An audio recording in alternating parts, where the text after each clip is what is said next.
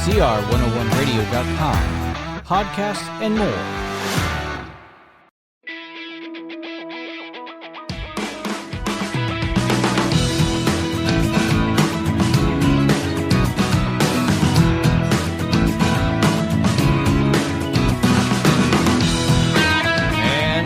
Welcome back to another episode of Preschool Pioneers.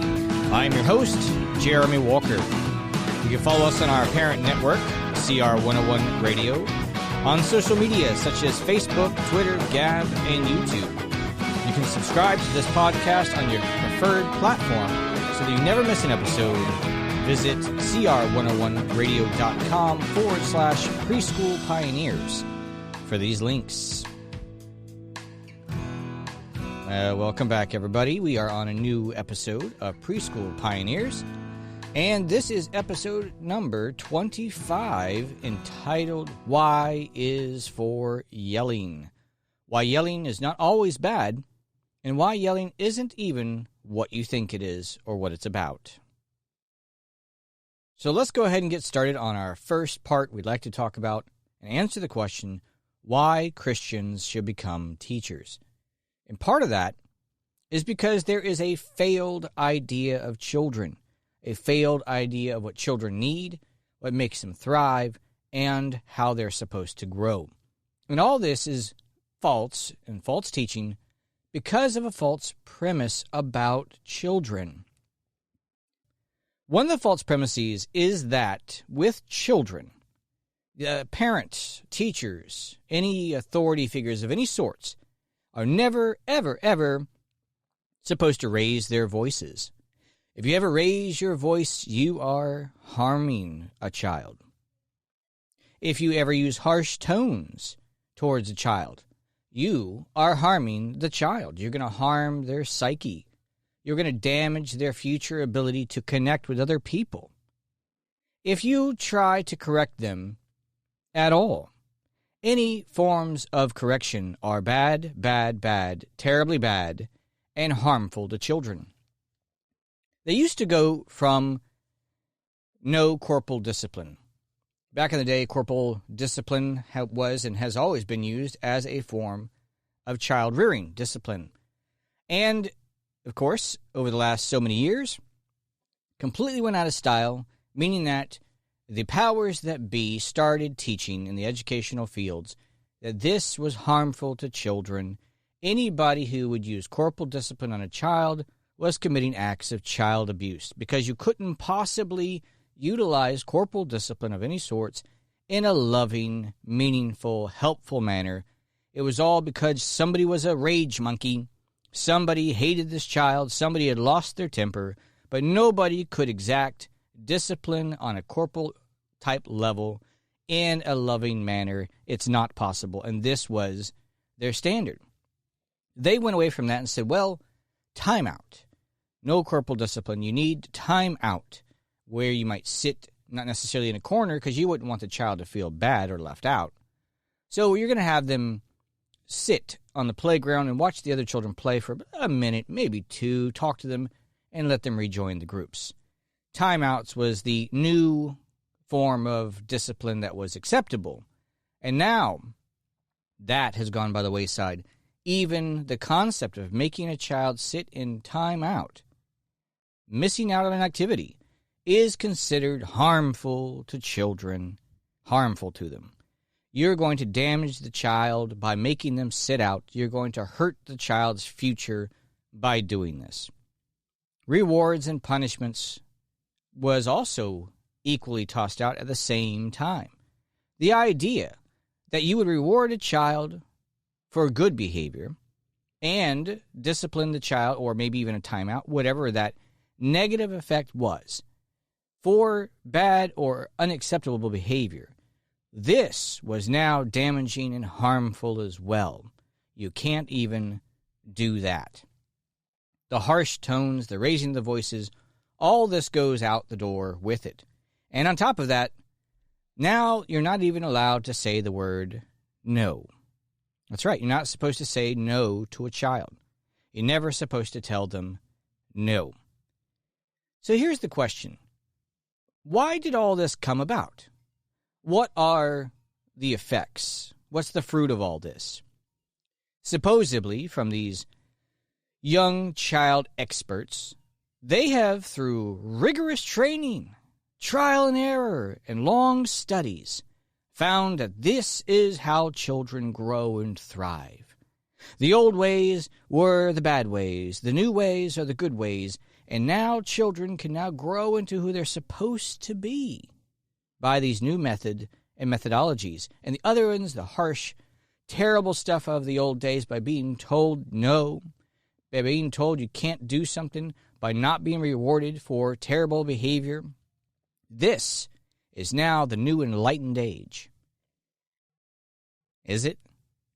Well, to our listeners out there, if you are a Christian parent, especially if you're a Christian teacher, you know the answer to this. You know the answer, and the answer is no.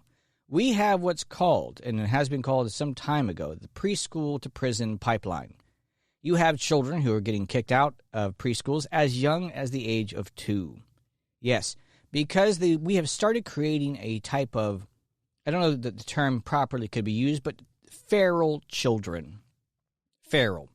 If you think what feral is think of the Jungle Book, Mowgli out there in the jungle who was raised by wolves, has no idea on how to interact with other people, and is dangerous to society because he is just like an animal, a unreasoned animal who cannot control himself, has not been told he's going to control himself.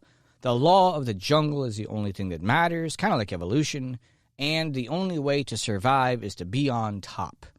There are no authorities. We are all islands to ourselves. See, now that is the real key. The real key behind these types of movements. See, it's not that these ideologies are based on reality. It's not based on the fact that they found out that something works better, because it doesn't. What they found is they needed a way to push out Christianity. That's right. How do we get children in a position where they don't recognize God, they don't recognize godly social order, they don't even want it? How is it that we can get children, raise them from the ground, from the cradle to the grave, and we can create the true, unadulterated humanist, the one untainted by the teachings of Christianity, by morality, and we can just create a happy, feral being who is by himself happy and contented? Well, it doesn't happen. They boister the idea that if mankind left alone, the child left alone, will be a happy, healthy, well-adjusted person. However, if you have been around children who have had no discipline, have parents who have followed these ideologies the way that they're supposed to, you find that the opposite is true. These are the most anti-social, feral creatures ever to posit the earth. That's right. They are not fit to be in a room, in society. They cannot exist in it. And the parents are going, why? This is just a child. This is how children act. No, it's not. This is how a child acts when left to themselves. When a parent has failed to do their job as the parent, to restrain the child, to teach them about social order. And it's not just humanistic social order, because humanistic social order would have you believe we could all just do our own thing and we'll all be happy. Well, some people like to hurt people. Some people like to steal. Some people like to lie. You can't have a social order without a religious foundation. And therefore, it doesn't exist outside of a Christian social order and foundation. Bad ideas that they're talking about have led to behavior epidemics, absolute epidemics. I mentioned it a second ago, where the children are getting kicked out of school at the youngest age of 2. The school year just started here in Florida, and wouldn't you know it, children on the first day of school, it could be preschool, which is 4 years old, it could be kindergarten, which is at 5 years old, and these children are removed from the school and classroom immediately. They cannot control themselves. They cannot participate in a group activity. They cannot sit. They refuse to join a group of any sorts. They refuse to acknowledge any authorities of any sorts. They will not work together with other children. They cannot participate in anything that is not self-driven. In other words, unless they have decided to do it, they can't do it. And normally what they want to do is disrupt. That's the number one thing that the children want to do. They are destroyers. They're not creators. They've lied to all parents and educational institutions and said that these are going to be the creative children. No, because the creative mind is the one that's disciplined. That's the one that works the best. How can somebody be creative and focus on anything, building anything, if their mind is out of control? Like a tornado with debris being tossed around, but there's no order inside their mind. That is what children have become. They're being expelled, and the parents are angry. The parents don't know why. Why is my child being kicked out? Because you have failed your job. I had a parent who was having a child with behavioral problems, and the child was getting very close, getting suspensions, almost being expelled. And they said, what can I do? We gave some basic tips about setting standards. You have to be an authority figure. He's got to learn to listen. Very simply put, he can't just do whatever he wants whenever he wants. He does have to learn authority. It's the number one thing that they have to be taught. And, of course, it starts with parental authority. The parent sat and talked with me, and they said, all the things I've read don't work. None of it works. Absolutely none of the things that they teach in the modern parenting handbooks work. He says, I do it all. Soft talk and everything else, it doesn't work. See, here's the problem. It does work with certain personality types, children who are easy to get along with, the ones that are simple, the ones that don't give you a hard time. And there are those types of personalities. Although the vast majority of them are going to be the other side of the spectrum, especially the super difficult children who are very aggressive and very difficult to handle. And these methodologies do not work even for a little bit with this age group. And the parents end up with those children. Those are the ones who hop from child care to child care to child care because they can't get anybody to watch the child. And, of course, all the answers they're given is wrong information, bad facts, and therefore they can never truly get the child to do what it wants. And moving forward, do you think this is going to be a recipe for success in the future? Well, no, it's not. You lay the foundation for the child whenever they're young. And if you mess up then and give them, you break your child's worldview, you break it, they can never recover from that fully. They might recover from it just because of the hard knocks of life. They run up against another person, maybe a peer, and find out that this peer just ain't going to put up with it. And so they get beaten down, gangland style. They're going to run up against the police officers as they get older, and they're going to find out that whenever you disrespect authority, there are severe consequences. I told the story before of a young girl who apparently was at the age of 18. Her parents never taught her any respect for authority. So when pulled over by a police officer with an expired tag and no driver's license, she decided to give the officer attitude, began yelling at him, even threatening him. Eventually, she got dragged out of her car through the window, kicking and screaming, going, why is this happening to me? And she just didn't understand why the officer had acted the way that he did. You cannot act like this and not have consequences. See, it's easier to learn those lessons when a child is very young, a very young age. And it's different than watching your child be drug out on the internet by a police officer. In some cases, in many cases, people are shot and killed by police officers or killed by peers in the streets or in schools. Why? Because they never learned how to live and act in a society, to properly restrain themselves. And everybody wants to blame society. Well, it is partly to blame because it propagates such things, but it's mainly your job, parent, your job, teacher. Anybody can teach anything they want. It doesn't mean you have to listen to them. It doesn't mean you have to go along with it. It doesn't mean you have to support it.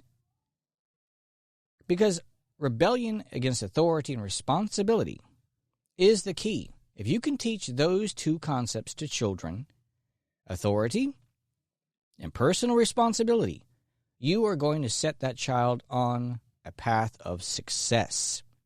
But people actively fight against the concept. They actually tell you not to teach children about authority. They actively will say, do not teach personal responsibility. Now, they claim that they do, but they don't, because there are no positive consequences for good behavior and negative consequences for negative behaviors. No one's allowed to say no. No one's allowed to raise their voice to show that they are upset. That's not supposed to ever happen. And if you ever do that, somehow you're an evil, terrible, bad person. The interesting thing is in the Bible, and I actually had a discussion with this with a fellow Christian one time, who is advocating, even himself, that you should never, ever, ever, ever, ever raise your voice for any reasons of any sort. No tone changes, so no aggressive or authoritative tones. It always has to be, why can't we all get along? These soft little voices when somebody's getting their head beat in a classroom and getting bit on the face. It's not the time to be little and wimpy about how you react. I told the story before of a mother in the office who had folded her arms as her son is beating her in the face and the chest, and she had been seduced into this idea she could not react in a negative way to her child. Instead, she had to be the punching bag to the child and just allow it to take place. Well, guess what's going to happen in the future? People are all upset about domestic abuse. Well, if your child is allowed to grow up hitting his mother, what are the odds that he's going to grow up hitting his girlfriend and his spouse, his children? That is how you grow a monster. And the thing about it is what are the effects here? What are the effects of what we're seeing here? What we're seeing is people who are out of control, losing their tempers, and hurting people quickly and easily because there is no responsibility and there's no such thing as authority. Families are broken down because when you get rid of authority, there is no reason to have the family. The family exists because the father and the mother are responsible for their children.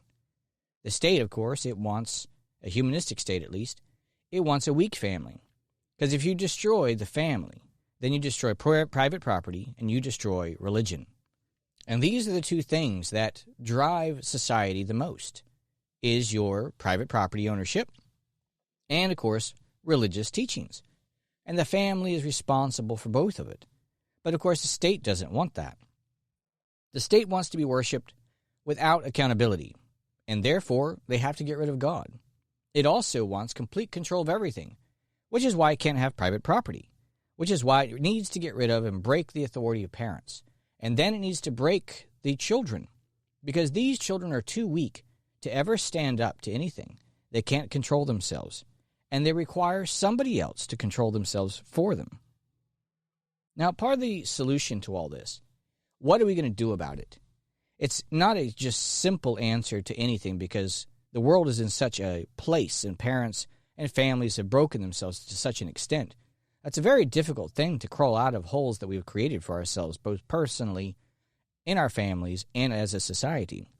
But number one, we have to create a proper foundation on God and God's word and law as our basis of how we, number one, exist and act ourselves in our families, how we train our children, how we do education, how we work in the business world, and how society is supposed to do that. And everybody is supposed to support everybody. Instead of the family seeing the state as somebody has to watch out for, otherwise they're coming to get your children, because they have a differing standard of what you should be doing as a parent. And if you don't do what they say in their standard, they're going to come try to get your children. If you had a state which supported that, then what would happen is children would grow properly. And then if children could grow up properly, join society as they're supposed to as they get older, they would in turn create a stronger society, a stronger state that is more powerful, self-controlled, and responsible. Parents have to become people who embrace responsibility. This is a major one. They're trying to create a bunch of self-indulgent children who accidentally have children or hopefully don't have them at all. But we are supposed to create responsible people who embrace authority And that is a big part, the responsibility to train their children properly under God. And then, of course, lastly, we have to have children being properly trained to listen to their parents, to other authorities out there in the world, like teachers, police officers, not to hate authorities, not to despise them, not to try to insult them or think it would be okay to ever strike or kill them, but those that would submit to proper authorities in a respectful manner. And then we could start to grow a true, godly, respectful, productive society instead of one that is broken. Because what's happening today, the COVID babies, the children who were raised in the years of COVID, sitting at home with their parents, with bad theology, no discipline, no rules, no authority, are entering now a wider society, which we call school. And they're finding out they don't know how to function. They don't know how to exist because they don't have the proper foundation. Their foundations are broken. You only have one of two choices. You have one foundation, which is God, and you can become successful as a person. We are created in the image of God. Our children need to learn that, and how the world does not operate by chaos and chance. The world operates based on rules created by the lawgiver. And as we can learn what those are and do them, we can be a blessing to ourselves and to every single person around us, including the wider society as a whole. And if you love someone, it means to keep the commandments of God towards them. That is what it means to love. So whenever you withhold authority, don't teach it, withhold discipline, proper training, then you are failing to love your child. Your child will not thrive trying to live in a world that does not exist, a world of their imaginations. It's going to be poverty-stricken, disease-ridden, and painful. And it's not surprising that so many young people turn to suicide because they try to live in a humanistic world of failure where they can't even control themselves.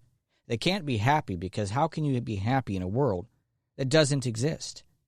For so long they had this image of what the world should be, and they find out that's not it. And it just leads them to anger and self-loathing and hate.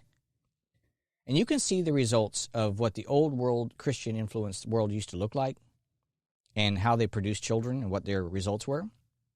And you can see what the New World Order and the New World ideologies are producing.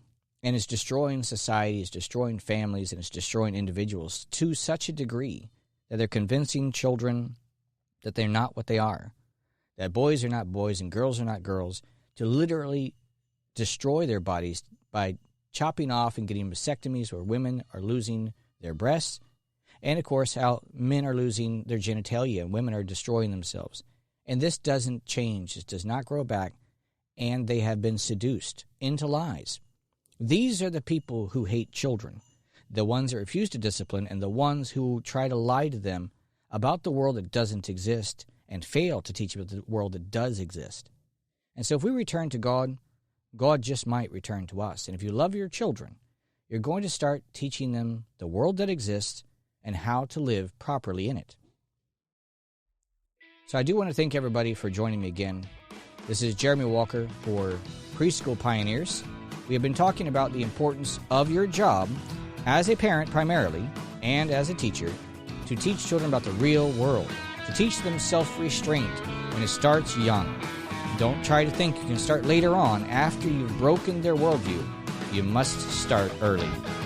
So this is Jeremy Walker saying thanks again for joining me, and God bless.